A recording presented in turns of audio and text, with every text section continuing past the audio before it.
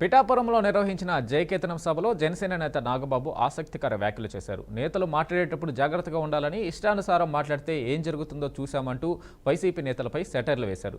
నోటి దురుసున్న వారికి ప్రతిపక్ష హోదా కూడా దక్కలేదని ఆయన చెప్పారు. ఇటీవల జగన్ చేసిన వ్యాఖ్యలు హాస్యాస్పదంగా ఉన్నాయని ఎద్దేవా చేశారు. అధికారం గురించి జగన్ కలలు కంటున్నాడని, మరో 20 ఏళ్లు కలలు కంటూనే ఉండాలని నాగబాబు చెప్పుకొచ్చారు. కొంతమంది ప్రతిపక్ష అని చెప్పలేములేండి, ప్రతిపక్షం లేదు కదా, నాయకులకి ఏం జరిగిందో తెలుసుకున్నాం కాబట్టి ప్రతి మాట ఆచితూచి మాట్లాడాలి.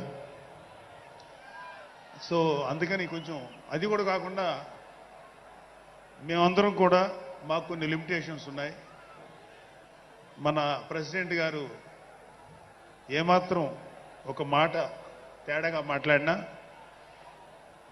ఒక ఏ విధంగానూ స్పేర్ చేయనటువంటి వ్యక్తి, ఒక డిసిప్లైన్డ్ లీడర్ ఆయన. సో ఆయన ఆధ్వర్యంలో చాలా జాగ్రత్తగా పనిచేస్తాం, జాగ్రత్తగా మాట్లాడతాం. వైసీపీ హాస్యగాళ్ళ గురించి చెప్పుకోకుండా ఈ స్పీచ్ని ఎండ్ చేయలేం. ఎందుకంటే జగన్ లాంటి హాస్యనటుడు కనే కళల గురించి మీకు చెప్పాలి. ఆయన ఎలక్షన్స్ అయిపోక ముందు నిద్రలోకి వెళ్ళారు. ఇప్పటికి నిద్ర లేవాలి. అప్పుడప్పుడు నిద్రలో లేచి కలవరిస్తుంటారు. మొన్న కూడా ఒక మాట చూశారు. కళ్ళు మూసి తెరిచేలోగా 9 నెలలు అయిపోయినాయి, ఇంకెంత, ఇంకాసారి కళ్ళు మూసి తెరిచేలోపుగా 5 ఏళ్ళు అయిపోతాయి, ఆ తర్వాత అధికారం మాదే అని ఆయన మాట్లాడుతుంటే అంతకన్నా ఏ హాస్యగాడు కూడా అంత అద్భుతంగా చేయలేడు, అంత అద్భుతంగా హాస్యం చూపిస్తున్నారు ఆయన. కానీ ఆయనకి నా సలహా ఏంటంటే, సార్ మీరు నిద్రలోనే ఉండండి, అప్పుడప్పుడు కలవరించండి, తప్పులేదు.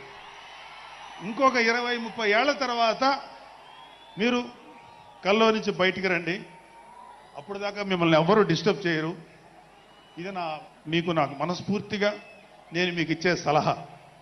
సో ఆంధ్రప్రదేశ్లో పవన్ కళ్యాణ్ గారి యొక్క చొరవతోటి ఏర్పాడైనటువంటి ఈ కూటమి ప్రభుత్వం ఎన్ని చోట్ల ఎంత పెద్ద సక్సెస్ అయిందో, ఎంత 164 సీట్లు సాధించే దిశగా